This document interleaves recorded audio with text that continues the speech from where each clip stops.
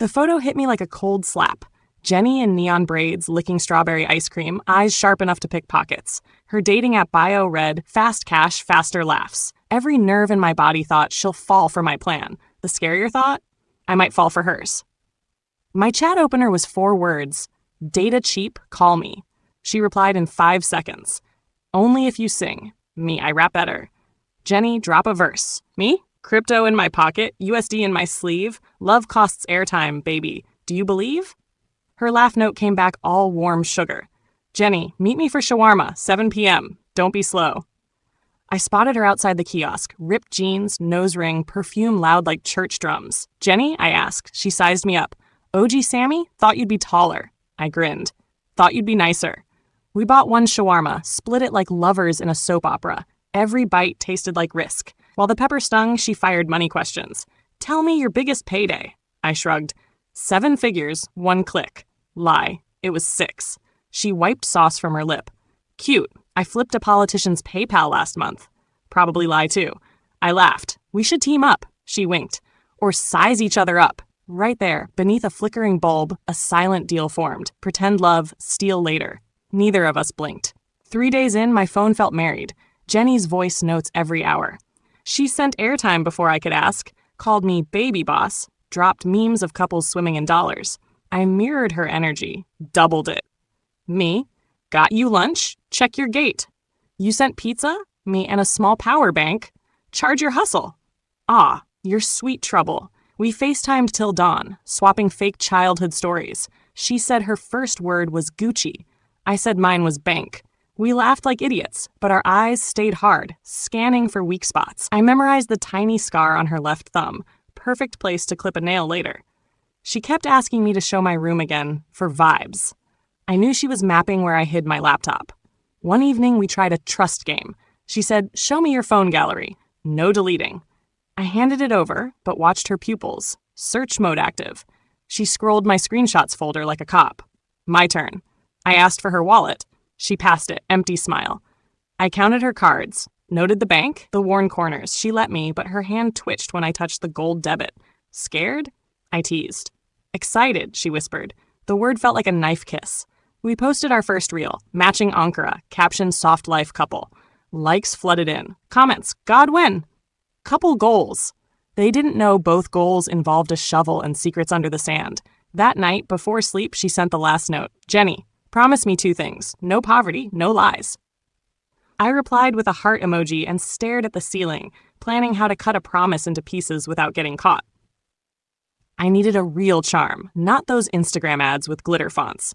Big Sam in the hostel swore by one skinny herbalist who worked behind Mile 12 Market. Guy, the man reads souls like SMS, he said. I borrowed Big Sam's hoodie, stuffed my pockets with 50 Naira notes, and went. The herbalist's shop was more shed than room. Rusted zinc roof, smell of burnt herbs, walls covered in football posters. A goat lay tied near the door like a bored guard dog. The man himself, Baba Kano, sat shirtless, body full of tribal marks that looked like maps. His eyes were clear, sharp, almost gentle. He didn't ask my name, he just said, "You want money without sweat." I nodded. He crushed cola nut, blew the dust at a cracked mirror, then spoke without looking at me. Bring me her nails and her hair. Fresh, not older than 1 sleep. Mix with coarse sea salt, bury before the first rain. Then count 7 sunsets. If you share the bed after the burial, wealth will find you. I swallowed. Nails and hair meant closeness, trust. Anything else? Your own sacrifice, he said, tapping his chest. 1 strand of your hair, 1 nail tip. Balance of power. I hesitated. He grinned. Half father, half shark. Cheap price for rich life. I paid the fee, $25,000 in worn notes. He packed a small calabash, a pouch of gray salt, and a sheet with the steps drawn like a children's comic. No blood, no animal head, nothing messy. Just intimacy turned weapon. Back in my hostel room, I trimmed my pinky nail, slid it and a hair strand into an empty chewing gum pack. Watching my own clipped nail felt like looking at a hostage photo. Jenny texted me a selfie from a bus. Caption, running errands. She looked tired and sweaty, not her usual glam. Something about the background, muddy roadside, a rusty signboard of a healer, made my chest stiffen. Was she also hunting charms? I called. She picked after 2 rings, breathless, noise around her. "Hey, baby," she chirped. "Network bad. Talk later." She ended the call before I could decode the crowd noises. Chants? Drums? My gut said it was an herbalist cue, so game recognized game. My blood rushed, fear tasted like battery acid, but excitement felt hotter. 2 foxes, same chicken coop. That evening I suggested a video chat. She declined, saying her battery was acting up. I pictured her hiding new charm supplies. My muscles twitched a little. A part of me admired her hustle. But I reminded myself, admiration won't buy that apartment in Lecky. I trimmed her name on the calabash lid with a razor. Jenny. The letters looked like bands. My own nail inside rattled like a warning. The next day, our couple routine resumed. Voice notes, memes, small gifts. But every sweet word now had sharp edges. I needed her nail and hair, fresh. The spa date plan formed quick. I messaged her. Me, your nails look stressed in that pic. Let me spoil you. DIY manicure night. Jenny, you'll paint them? Me, file, polish, massage. Full package. She sent a voice note of fake giggles. Deal, baby boss. Tonight? Perfect. I bought new nail clippers, sanitized them, then blunted the tip slightly so she'd pull her hand away. Natural collecting motion. I also bought coconut hair cream, knowing she loved scalp massages. Stray hairs fall easily during a massage. Night came. Candlelight, soft Afro beats, small bowl of warm water on my table. Jenny arrived in a loose t-shirt, smelling of vanilla and city dust. Wow, she said, spotting the setup. Domestic king. Only for you. I kissed her cheek. My heartbeat drummed in my ears. She dipped her fingers in water. I toweled them dry, acting gentle. Ready? I clipped each nail, aiming to keep them long enough for Babacano. No ripped edges. She watched Netflix on my phone, barely looking. Every nail landed on a white napkin like gold chips. I folded the napkin into my pocket.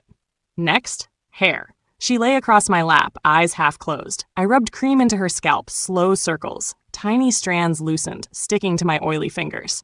I wiped each strand onto the napkin's corner. She whispered, "Feels so good." Voice soft like melted sugar. My gut twisted. Guilt tried to crawl up, but I stomped it down. When I finished, she sat up, kissed my nose. "Your turn," she said, grabbing the clipper. Players in roulette switch seats fast. She trimmed my nails too short, joking, "You type like claws." I laughed, but panic flickered. She planned the same ritual. I glimpsed the trash bin. She tossed my nail pieces in. They looked harmless lying there, but I knew they were ammo. She applied hair cream to me, combed my fade, and oh so casually pocketed the comb. Checkmate. 2 thieves robbing each other in slow motion. That evening, I visited the half-built estate. The place stood quiet, ghosts of construction workers long gone. I carried the calabash and a small shovel in a black nylon bag.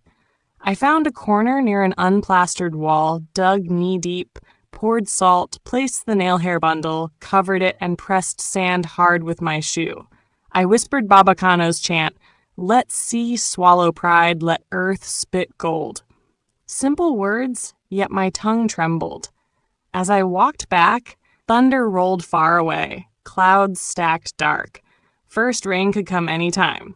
I smiled, my timing perfect. I didn't know Jenny drove in the opposite direction at that very moment, toward Bar Beach, clutching her own pouch, my nail tips taped to a matchbox. Night again. In bed, she lay beside me, scrolling TikTok with half-lidded eyes. I smelled wet sand in her hair. She must have finished her own burial. My heart pounded, not from fear, but from the crazy thrill of living inside 2 stories. Lovers to the world, predators in truth. She dragged my arm around her. "Baby, we're close to our breakthrough. I feel it." "Me too," I whispered into her braid. My words tasted like rust. Phone buzzed. A DM from an unknown account. "Your queen will slaughter you before dawn. Watch your back." Attached was a blurry photo of Jenny talking to a hooded man at a shoreline. My jaw clenched. Someone watched us. Police? Rival scammer? Or maybe Babacano's spy trying to upsell protection? I deleted the message before she could see. She placed her palm on my chest. "Why is your heart racing?" "Because you're right here," I lied, kissing her forehead. Her breathing slowed. Soon she slept. I stared at the ceiling until stars faded. mind spinning like a faulty fan. I stared at the ceiling, counting the beats, asking myself if greed had a volume knob. If yes, mine was stuck on max. Next morning, Jenny woke before me, humming Burna Boy. She went to the bathroom. I heard glass shatter. "Sammy!" she called. "Your mirror flew off the nail." I rushed in. The small square mirror lay cracked like spider web. Superstition hissed in my ear, broken glass, bad luck, reverse blessings. My mind leaped to the ritual. Did spirits work that fast? I forced a laugh. Just cheap glue. Inside, fear pushed needles along my spine. She pecked my cheek. "Relax. Buy new one." Second warning, back-masked voice notes. That afternoon, we filmed a couple finance tips reel I edited with my new plugin. When I hit play, our recorded voices suddenly played backward, like demons gossiping. I checked settings, nothing wrong. File not corrupted, I re-exported, same thing. Jenny frowned. Creepy. I deleted the plugin. Tried again. Audio normal. I pretended the glitch never happened. Technology or omen? Couldn't tell. Third warning, the beggar. We decided to buy corn at a roadside stall. Heat, smoke, traffic horns. A ragged man limped toward us, eyes wild. He pointed at Jenny, then me. "Two lovers, two graves," he croaked, voice like rusty hinges. "When rain falls, earth will eat double." I froze. Jenny squeezed my arm. "Ignore him," she whispered, but her nails dug into my skin. The man kept yelling, "Salt and sand," until the bike riders chased him away. We walked back in silence. My ears felt full of cotton. Rituals were puppet strings. Maybe the street priest controlled those warnings to push fear. Or maybe guilt wore a mask and screamed through random mouths. Thunder growled outside. Rain threatened again, though forecasts said clear skies. Every raindrop that might fall early could ruin the burial timing. I pulled a bottle of cheap wine from the dresser. "Toast to future millions?" She raised a brow. "Trying to get me drunk?" She still poured 2 cups. We clinked. First sip burned. She swallowed slower than usual, eyes on me. I pretended not to notice. Halfway through the second cup, she set hers down. "Need bathroom." She took her bag. Odd. My eyes followed the zipper. Perhaps the pouch with my nail was inside, itching to play its part. She disappeared down the hall. I listened. My hostel's thin walls carried every sound. Tap running, bag unzipping, a faint scraping noise like scissors. Scissors? I stood, heart up my throat. Should I spy? Trust? I chose cowardly middle ground. I opened her abandoned phone on the table. Screen unlocked to DM inbox, same anonymous account. Tonight or never. No name, no profile pic. I heard footsteps. Closed screen. Sat back. Jenny returned. Smile glued on. "Your hostel water smells like rust," she said. I shrugged. "Adds iron to the diet." She laughed weakly. We finished the wine, but the tension sat between us like a third body. I pretended to yawn. "Early day tomorrow," she nodded. "I'll head back." She scanned the room once, like recording angles of valuables, then kissed me, soft but distant. At the door, she turned. "Sammy, you trust me, right?" "Yeah, you." Her eyes held mine too long. "Of course." She walked away. I locked up, slid down the door, fists tight. Sweat trickled though the night was cool. I whispered at the ceiling, "One more step, OG. Don't break." We watched a lone crab scuttle across wet sand, dragging some dark ribbon of seaweed like a trophy. The sea hissed, coming in to claim the shore again. Jenny squeezed my hand. "Let's get breakfast. Long day ahead." "Long life, too," I muttered. Inside, I grabbed my backpack, slipped the tape knife into a side pocket, eyes never leaving her reflection in the cracked window. The countdown weekend had just started. The storm had only cleared the stage. I didn't know whose ritual would pay off first, or whose grave the sea would dig deeper. But I knew this. Before the next lightning struck, one of us would bury more than a pouch. The sun dipped, turning the water iron red. Our romantic beach dinner was set. Plastic table, cheap candle, 2 cups of sweet palm wine. Jenny wore white linen. I wore my cleanest tea. A Bluetooth speaker pushed slow R&B into the salt air. On camera, it looked like love. Off camera, it was war.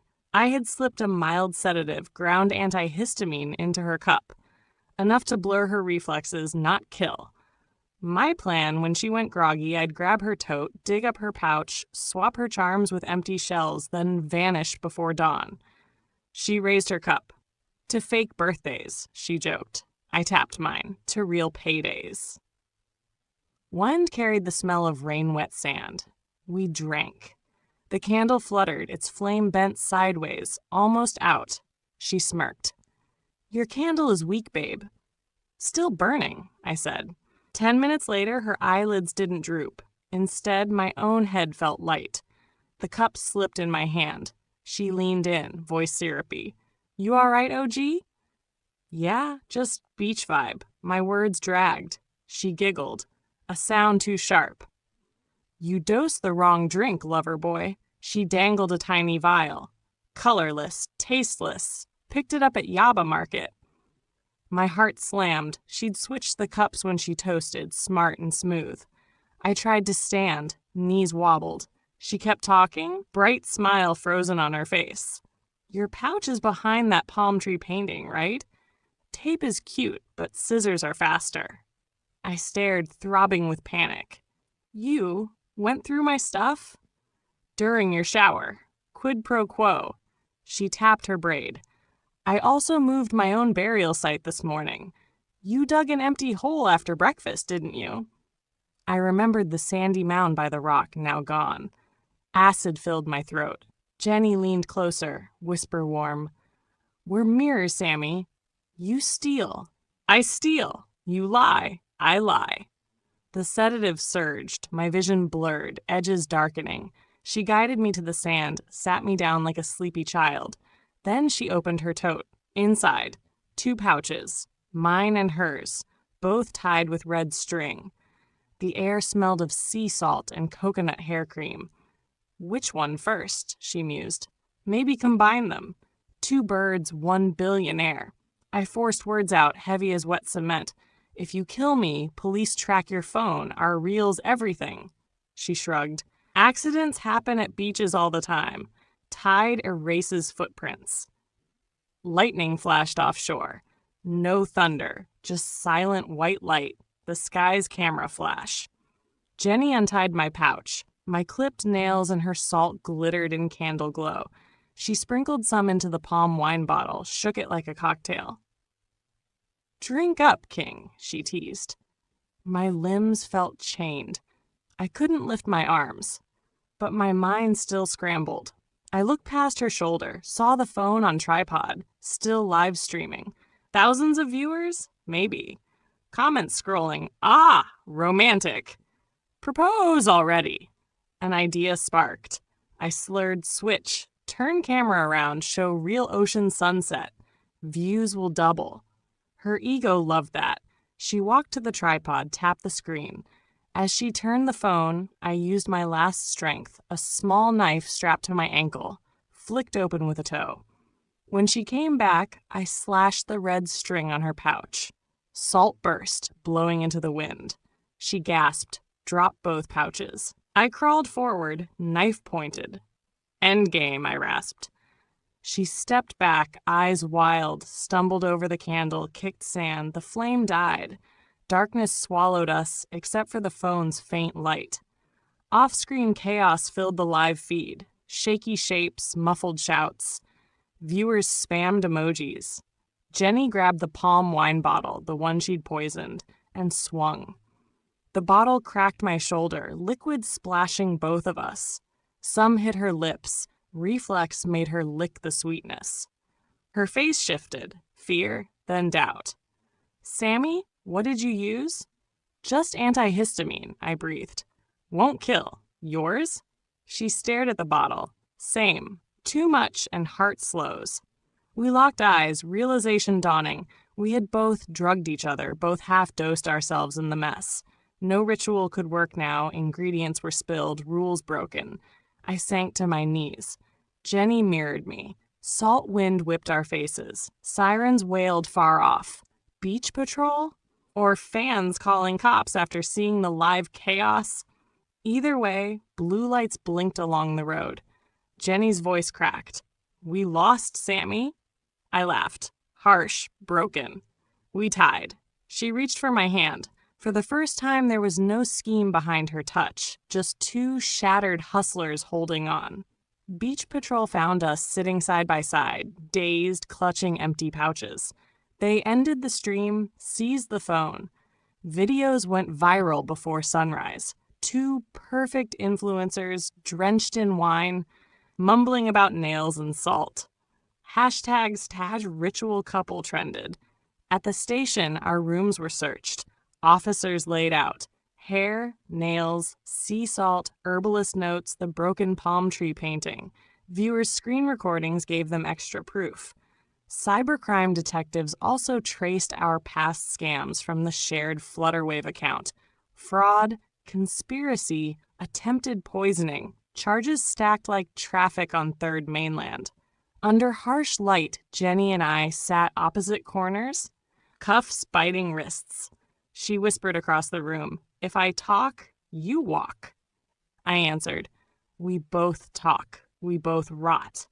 Silence drew a line neither of us crossed. During questioning, I saw her braid trembling. She saw my knee bouncing. Fear looked the same on hustlers and honest people. Outside, Nigeria argued, Yahoo love gone wrong, a lesson. Pastors called us proof of moral decay. Bloggers milked the saga. Our follower count tripled, then accounts got banned. Brands pulled deals. A meme circulated, our smiling reel caption, trust equals treasure, photoshopped to trust equals trap.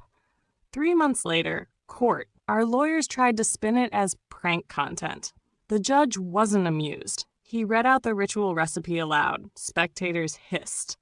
Sentence: 2 years each for fraud and reckless endangerment, reduced for no fatality. Lucky, some said. Hell to us. In the dock, Jenny met my eyes, tears messing up her eyeliner. I nodded once. No victory, no blame. Just the truth that we built the same prison. Prison yard conversations. Ikoyi prison smelled of sweat and soap water. In the yard, we stood 6 feet apart, yellow uniforms flapping. Rules banned direct contact, but eyes could still talk. I mouthed, "Why nails and hair?" She mouthed back, "Cheapest parts to steal." I almost smiled.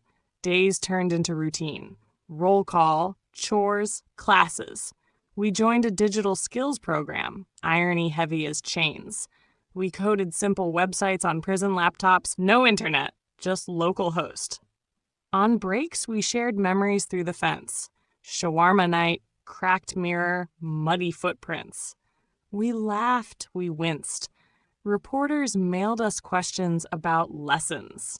I wrote, "Greed is like ocean salt. Sip 1 drop, you'll crave a gallon." Jenny wrote, "Love with price tags isn't love. It's a loan shark." Papers quoted us under dramatic headlines. No one knew if we meant it or just liked the attention. Maybe both. We walked free on the same rainy morning, 2 years older, 10 years wiser. No followers waited, no friends. Just wet streets and weak wallets. I offered her my umbrella. She chuckled, waved it away. "Where to now?" I asked. "Back to 0, she said. "Might finally be honest work." I pointed down the road. "Bus stop splits right and left." She shrugged. "Maybe right, maybe left. Depends on who trusts first." We stood silent as traffic splashed puddles. The rain tasted cleaner than the ocean that night. I thought of my mother's land dream, of Bali seas I'd never swim. Jenny stared at her chipped nails, grown back, unpainted.